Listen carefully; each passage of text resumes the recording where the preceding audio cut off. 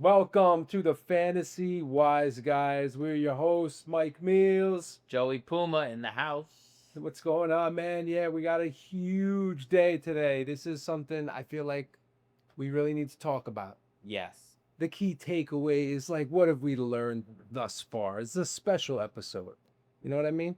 absolutely. There's a lot of things we've learned. There's a lot of things that we thought would happen by now that haven't. There's a lot of people that have surged up, the board, right? That have taken, for instance, we were big on Aaron Jones and Jordan Mason came up. Daniel Jones has emerged. There was a lot of things that we There's didn't a lot. expect and that now have, come to fruition. And then there's things that we did expect. But what does it all mean? Like what happens with that information? Like what are we doing with it going forward? Because it changes the value. We've seen a lot of value change. And so today we're going to strictly go over fantasy football takeaways as of week 3. Week 4 now we're going into. Please be sure to like, comment, and subscribe. Fantasy Wise Guys. Follow us on Instagram. Follow us all over. But let's get into it. So, key takeaways. Puma, you want to start off? Yeah, man. Daniel Jones.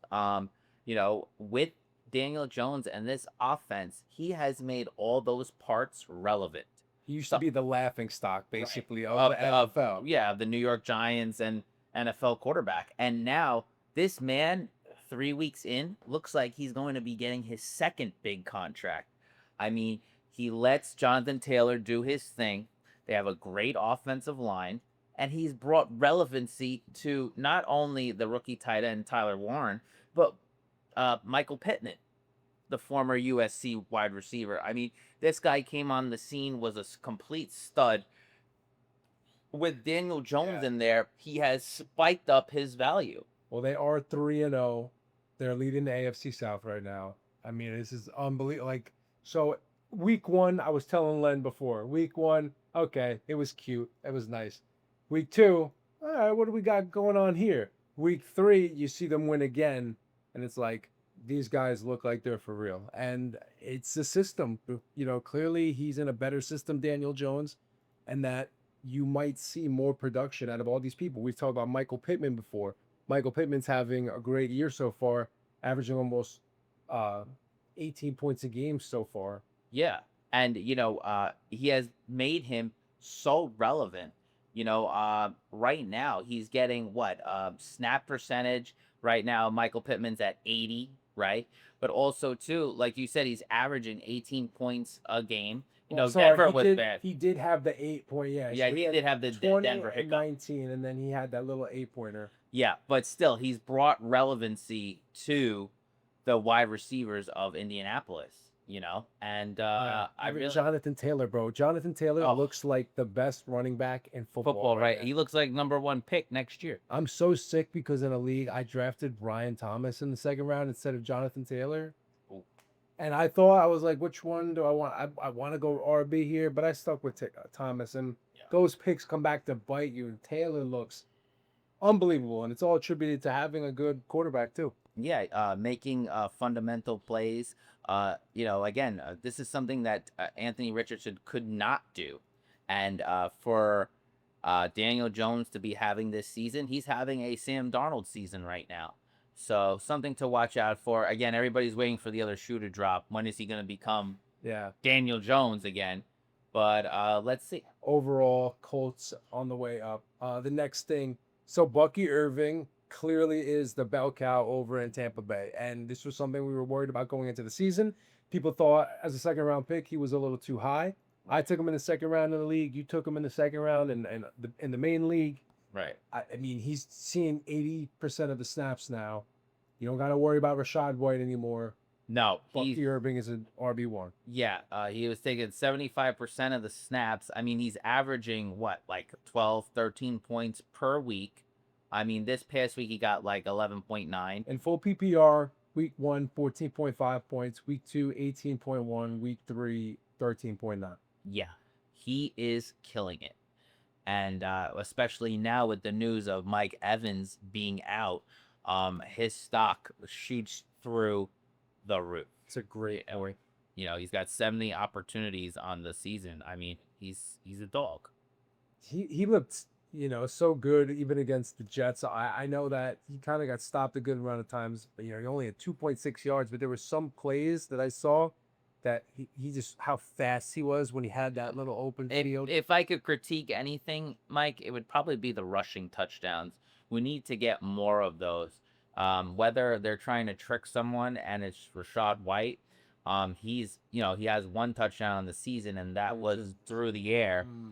So I would like for them to just use him more traditionally in the offset eye in the red zone. And with one less target for Tampa Bay, I think they'll lean towards that now. Yeah, no matter what, you start him with confidence. He Oh, stays in all day. RB1 all day, baby. RB1. Next, we're going to shoot through. Hold on.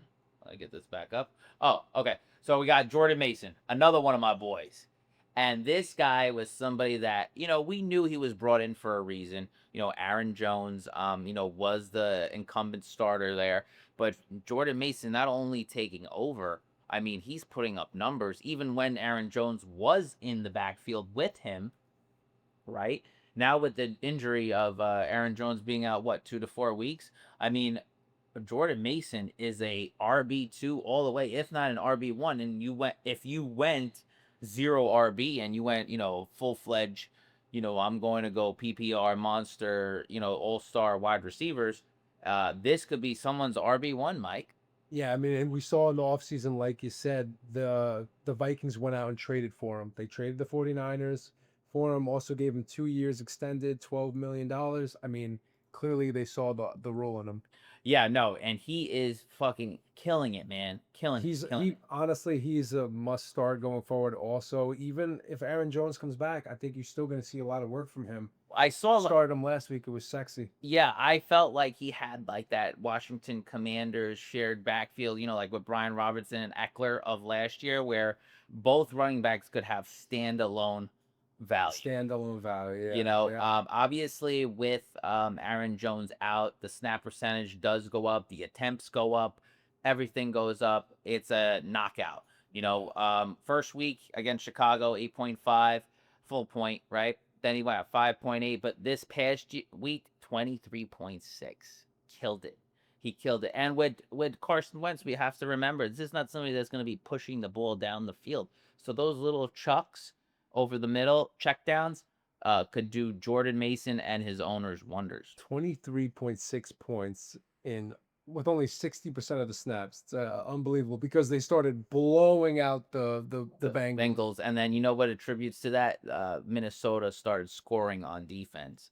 So it's one less possession every time. It's one less possession, So, and, against Pittsburgh, I mean, he might be working his way into Puma's start of the week when we have that show on Friday. He's coming up. Just because the last 3 running backs against Pittsburgh have done work. Not so much Ramondre Stevenson and TreVeyon Henderson, but Breece Hall did work and James Cook.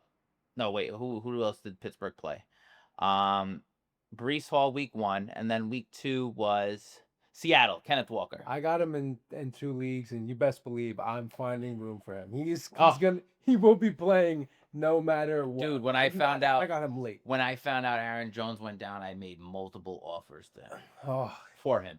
You had him last year in the 49ers, and that was last pick of our draft. Oh God! Obviously, this was before the the news of Christian McCaffrey going down Monday night. But it was like you were in questions. The same thing as this year. Like you were questioning if Aaron Jones was going to make it a full season, and sure enough, he didn't. So that's huge. Jordan Mason, another running back that really proved himself this past week. Your boy Omarion Hampton. About time, man. We've been talking about him since March.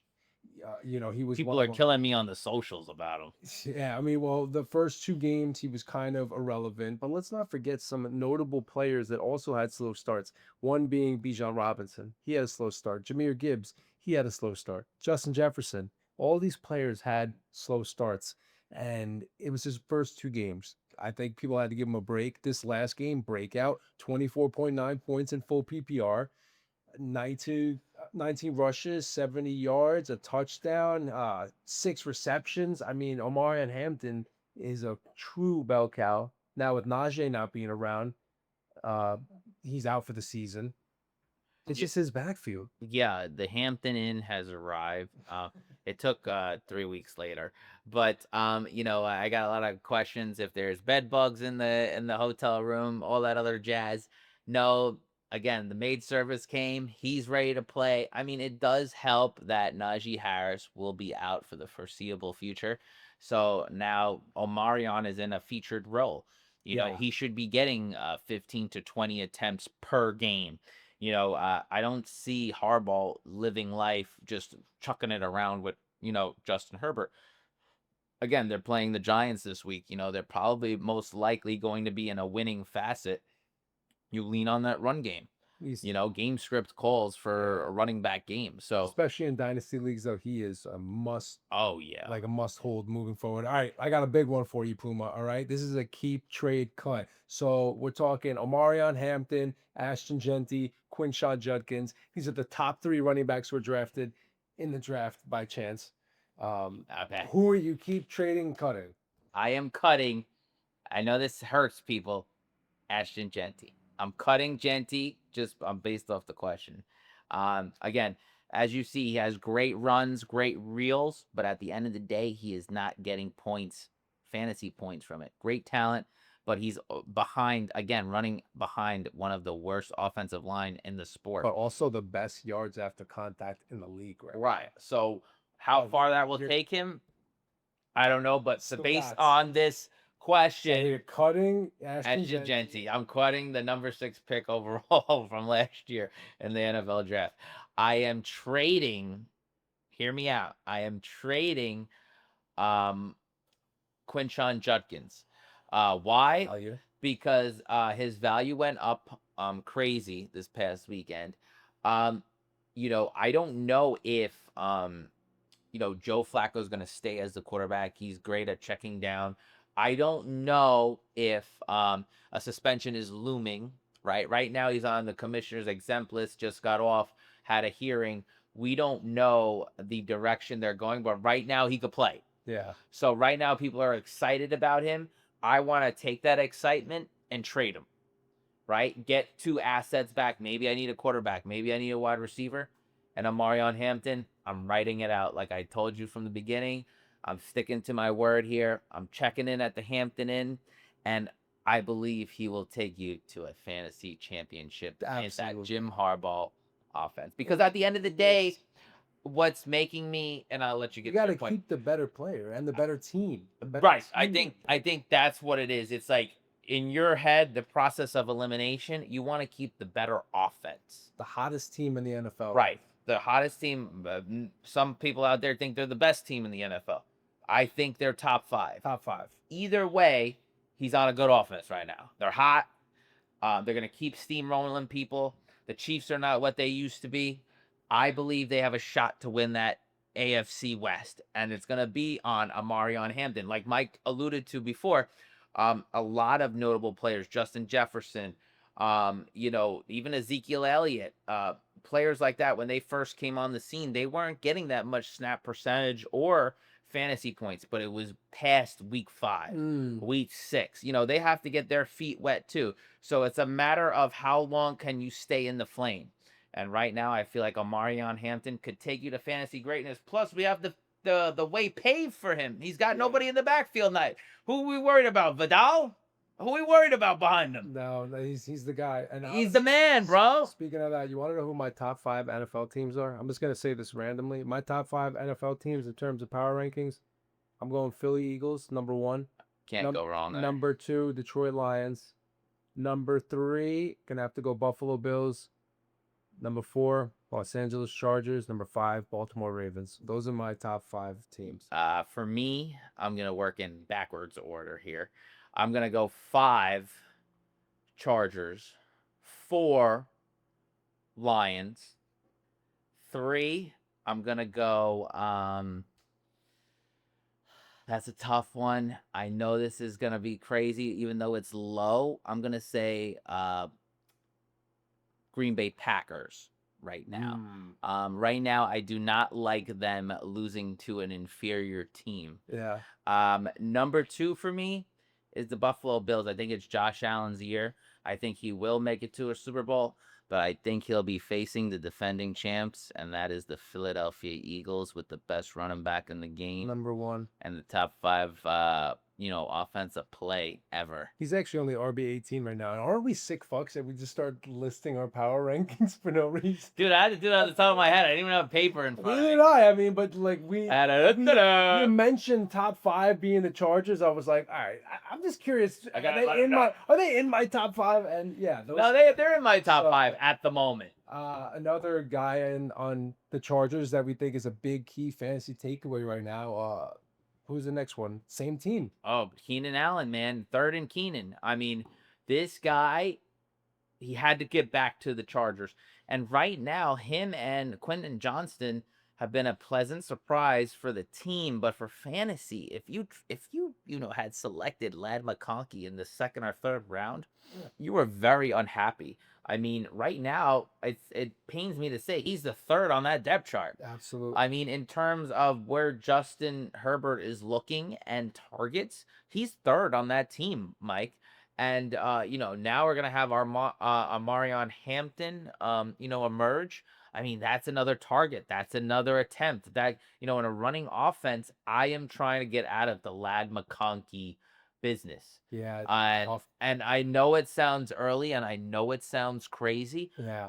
But if I can do a Lad McConkey for like a Quinshawn Judkins, and you need another running back, Yeah. or a TreVeyon Henderson, you want to do those deals because the running back scarcity is so low. There's not enough of them to go around. 2 years ago, you saw Keenan Allen had that long time rapport with the Chargers and Justin Herbert, and right now he's averaging 19 points a game, about 9 targets a game, and that's all you need to know. You need to start him. He's a wide receiver. This was supposed to 2 be flex this was supposed to play. be Mike Williams. Yeah. And Mike Williams retired Definitely. mid-camp, and it opened the door for them to bring back Keenan Allen, and it has made Justin Herbert not only relevant but in MVP talks And I thought the first 4 weeks of the year. I think they're all still startable. Lad McConkey, I mean, you can't bench him yet, but No. he- You can't bench him, but you're not. It's like AJ Brown. It's like you got to play him, but you don't like But it. even Johnston, I mean, listen, these guys that have these tough rookie years, and he's now a 3rd-year guy, but these guys that have these tough rookie years to drops, I feel so bad for them. But he looks like he's worked hard. He's not dropping passes. He's catching a lot out there. Yeah, he was like Mr. Butterfingers. He's an easy flex play right now. If you're in, He's wide receiver too, man. I was looking at you his can numbers. argue. I was looking at his numbers this morning, and I'm like, wow. Like the targets that he's getting. I mean, he's getting double-digit targets a week, Mike, for the last 3 weeks. That's insane for a guy that was irrelevant last year. Like, you tell people Quentin Johnson, they laugh at you, but like, you look at his numbers and they're insane. Like, this is what he was supposed to be out of Texas Christian University when they drafted him, 3 seasons ago? I think this is his 3rd year in. And for a 3rd-year breakout for a wide receiver, I mean, listen, better late than never. That's all God I'm gonna bless. say. And I mean, look, the Chargers are obviously it. So one thing I think we're really curious about right now being this New England backfield and how high you drafted TreVeyon Henderson. We all want to know, when will he take over, right? And one of the biggest fantasy takeaways that we have right now is that the Patriots still believe in Ramondre Stevenson, despite his 2 fumbles last week. And Antonio Gibson had a fumble also last week, but TreVeyon Henderson is to remain at least on your bench for now. He might become hot little down the line. We saw their offense is actually developing a little bit, but yeah, right now, TreVeyon is not a flex player or anything. He's a bench worthy in my opinion, but No, taking rid of him. right now I cannot play him, especially if you need wins. I am seriously trying to trade him. And people might say you're trading, low, right, on the dollar, whatever the saying is. But for me, I need wins, right? Forget about later. If you're in a dynasty league and a 3 or 4 keeper league, sure, fine, be my guest. But if you're in a 2 or less keeper league and a restart, yeah, no, he's on the chop block. Yeah. And I know it sounds crazy, but you know what? I need wins. So if I need a receiver, you know what? I'm going to give you a scenario. and this is out of position, but more like a flex play. TreVeyon Henderson, Quinshon Judkins, rest of season. Who would you rather? Quinshon Judkins, established role right now. I think I Even with potentially a takeover and an RB1, TreVeyon Henderson, you would pass him over for Quinshon. after seeing what Quinshon did to the Packers this week, 90 rushing yards, and they came back and won the game, and he was a big reason why. Yeah, I believe that even on a crappy Browns team, he could still produce, and I'm taking him over somebody who's splitting touches essentially with two veterans, Ramondre Stevenson and Antonio Gibson. All right, even with this suspension looming. Yeah. Okay. No. It's no. I think I could buy some. I think I could buy some time. I forgot all about that, but no, I'll but still take that's the part of the question. I think also too you have to go by the coaching staff. Mike Vrabel is a big veteran guy, so he's gonna lean on Ramondre Stevenson, and this was something we spoke about in the summertime. Ramondre Stevenson was just given that contract last year. Yeah. So they weren't going to go peel away from him right away. If anything, the Patriots drafted him to be their Sony Michel. Change of pace. Yeah, they gave him a 2-year extension. So who's our next? Our next guy was my start of the week last week. It was Caleb Williams and Rome Odunze. I mean, are they the new wide receiver at QB1?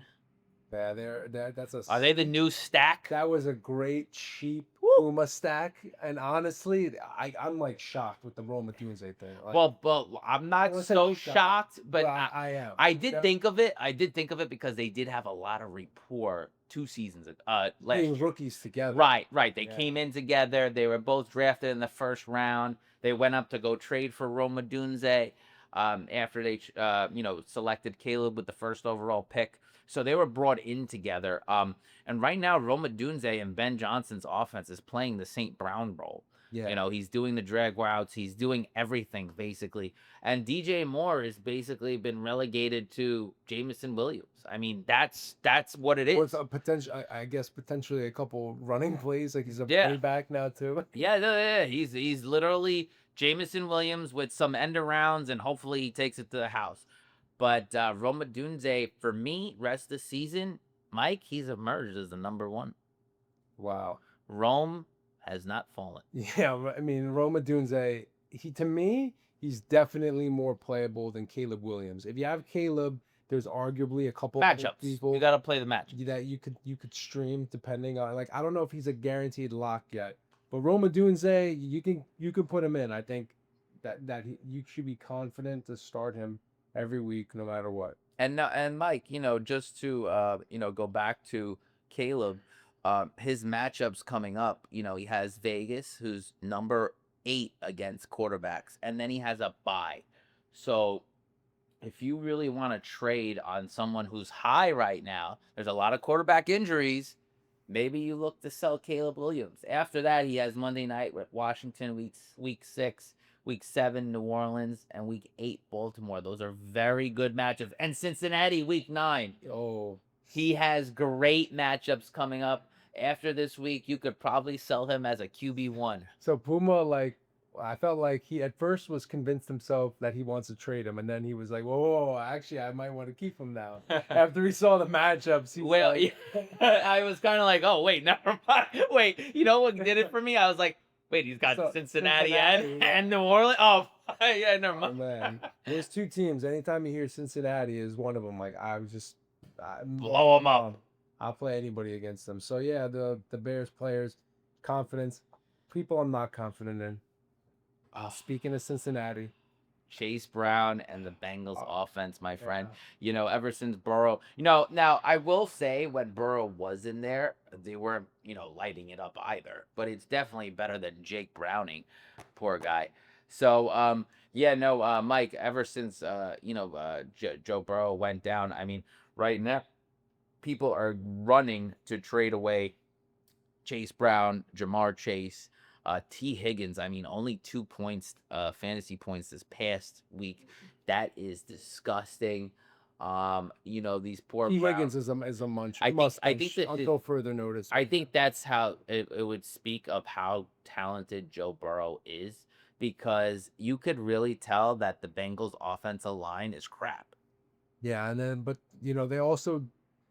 I mean, I see a lot of people getting really worked up over it. I do want to say, relax a little bit because he did play the Minnesota Vikings, who were absolutely hungry, And they had and I think he was a little just shook up over there. What they have, no, they had some players come back, but it's leaving my mind. and they were home. They had McNichol or whatever. they had the desire to come back after just losing to who they lose to the Falcons before. Yeah, they lost to So, the they Falcons the really- week before. I knew they were gonna play their hair on fire just because they were home again. Yeah. Coming off a loss, they're mad. To me, this is how I see it for Bengals players. Number one, Jamar Chase, you play him no matter what. Yup. It's horrible. It's awful. That's the only Bengal. Two, Chase Brown, you look to move him. If you Yeah. can move him successfully. I almost traded him to Puma for Omarion Hampton last week. He almost did it.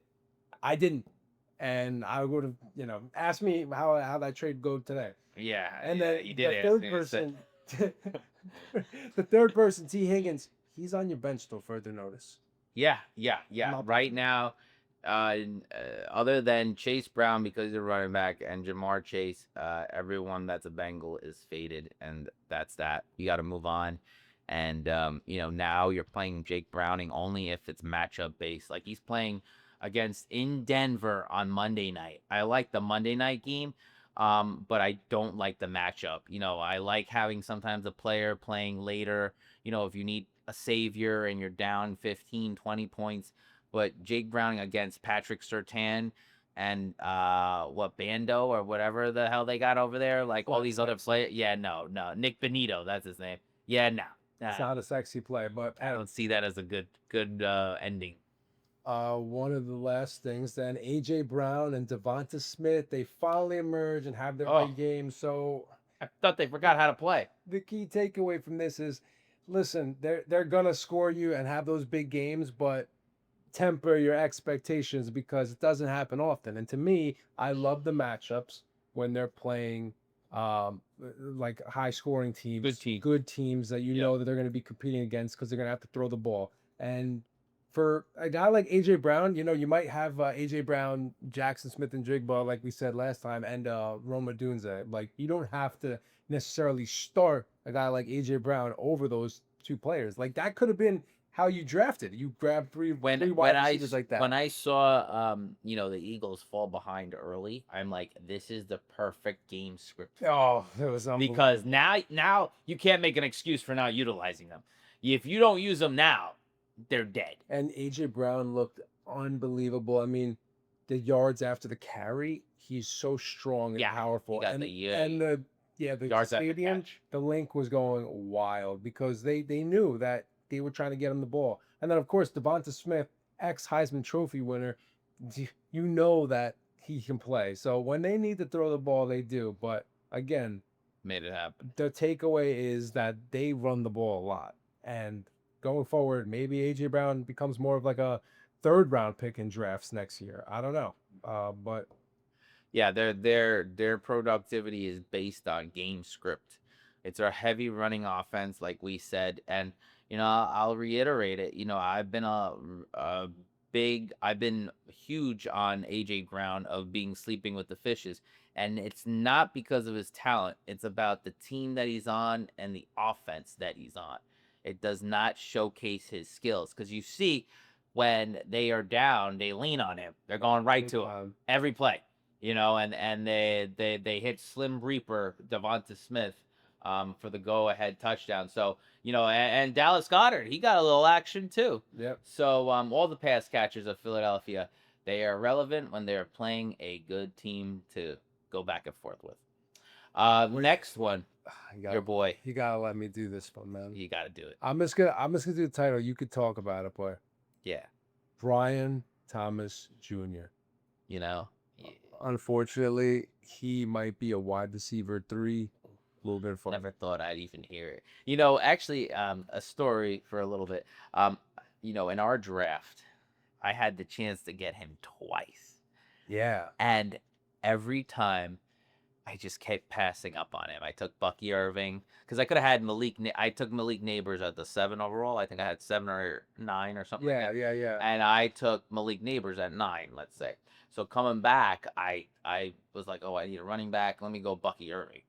So the third time I come around, still there, and I take Hampton in over him. Hampton.